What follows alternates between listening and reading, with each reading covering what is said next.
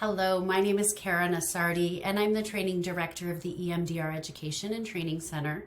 And today I'd like to talk about the other shoe drop practice, a way to help your clients move from fear to joy in their daily lives. So to begin, I'd like to talk about this concept of past intrusions polluting the present moment. And perhaps you've had an experience. Everything is going well in the moment. Things are seemingly okay, right? The sun is shining, children are playing, and you shouldn't, by all reasonable measures, have a care in the world, except that you do. And despite the objectively positive surroundings, your subjective experience is routinely polluted by this looming sense of dread. Or maybe you notice a familiar thought as it infiltrates the scene. It runs something like, "Don't get too comfortable, this won't last forever." Or perhaps the moment is shattered by a catastrophic fantasy, one in which you not only think about the ways in which the current situation could end back badly, but you actually experience it. You experience what it might feel and look like to have things fall apart in the most tragic of ways. And for clients with PTSD, this experience of a catastrophic fantasy polluting the present is as common as it is confusing. And clients don't understand why they can't simply relax and enjoy the moment. Their logical mind knows that they're safe, but their sympathetic nervous system simply won't relax. So when a client shares a catastrophic fantasy, I explain that while it is painful, their experience is not unique.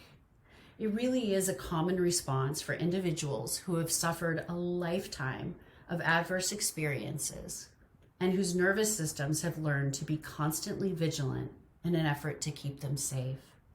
And the more trauma a person has experienced, the more their limbic system is fine-tuned to detect potential threats. Researcher Brené Brown describes this situation as akin to waiting for the other shoe to drop. And what she means by that is, despite the potential for joy in the moment, we're waiting for a seemingly inevitable and negative outcome. And we have to be clear here that this isn't an outcome that we desire. It's not something we're actively invoking. It's an automatic response that begins in our brains and often ends in our bodies.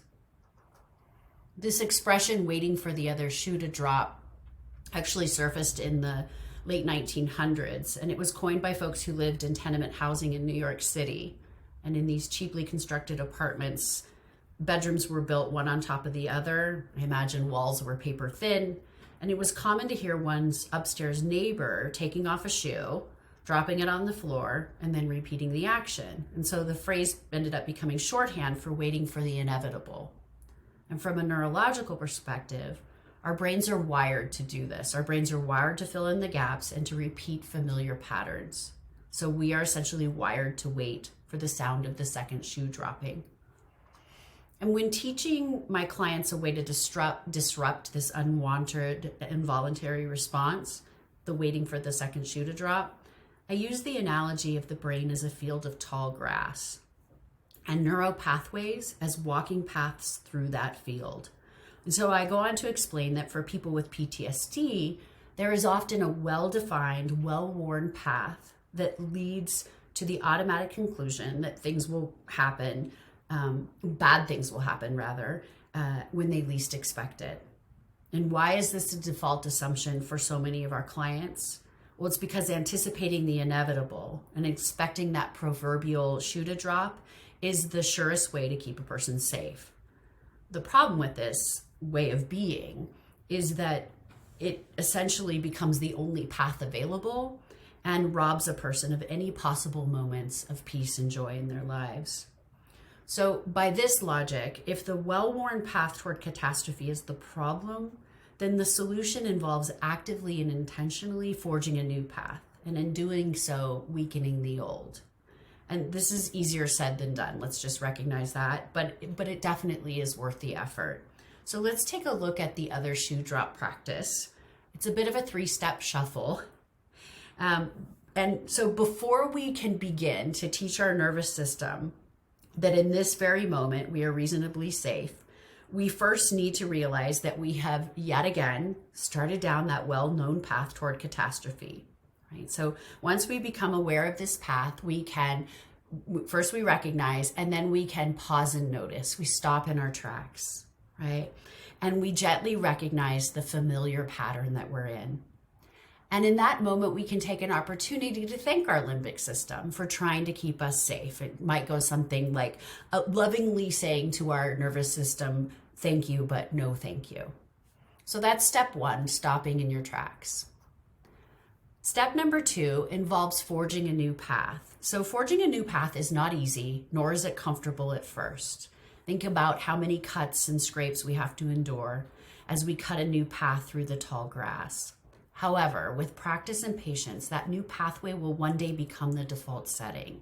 So in the meantime, convincing our nervous system that it is truly okay to feel okay takes time and it takes effort. So patience, young grasshopper is the name of this game. So to forge a new path, we need to provide solid evidence to our limbic system that we are not only out of danger, but in fact, things are presently pretty good. So this confirmation of our well-being does not come from an impersonal affirmation of the day found on a calendar or on Instagram. And it's not comprised of things that we should be thinking or should be feeling. So the idea of serenity now simply is not going to work. Instead, the best proof of our current safety and well-being is found in what is real, positive, and true about the exact moment in time in which we find ourselves. So for example, the smell of freshly brewed coffee, the first signs of spring in the park, the warmth of a cozy sweater, the feel of comfortable shoes, or the knowledge of having a fully charged cell phone, or any other positive elements from one's in the moment experience, no matter how simple, no matter how mundane. And there's no perfect number to how many items one might consider listing, but I like to encourage clients to try and come up with at least 5 things that are real, positive, and true at any given moment when going through the other shoe drop practice. Moving on to step 3, once we've successfully completed step 1, we've stopped the catastrophic fantasy in its tracks. And with step 2, we've replaced it with an acknowledgement of what's real, positive, and true about the present moment. Then we can take the third and final step, which is carrying on. And here we shift our focus back to the thing we were doing when the negative thoughts began to creep in. And we do our best to go about the task at hand. So enjoying the sunshine, watching the kids play at the park, settling into the moment of calm, right? And we're going to see if it's possible to just enjoy that moment in time. The takeaway from this is to first not perseverate on the catastrophic thoughts, but to move on to the task of the possibility of enjoying the present moment, or at the very least, feeling neutral and slightly less anxious about it. And we have to remember and encourage our clients to remember that this process of undoing an old pattern is going to take time. And so patience is really key. To round out the practice, I like to return to the metaphor of the field and remind my clients that the less we travel down a well-worn path in favor of a new one, the more we're going to begin to notice 2 natural phenomena occurring. The first is that the new path, with time and effort, is going to begin to take shape and become more easily identifiable and effortlessly traveled. And second, that the old path, now neglected by our newfound preference for the positive track, will become overgrown and less of an automatic and unconscious response. So when I introduce and teach the other shoe drop practice, I highlight this concept of changing paths to encourage clients to notice how their own experiences of joy, safety, and security begin to shift over time. And I also like to remind them that much like the work of actually forging new paths through a field, changing our relationship to the neutral or positive moments in our lives is going to take time.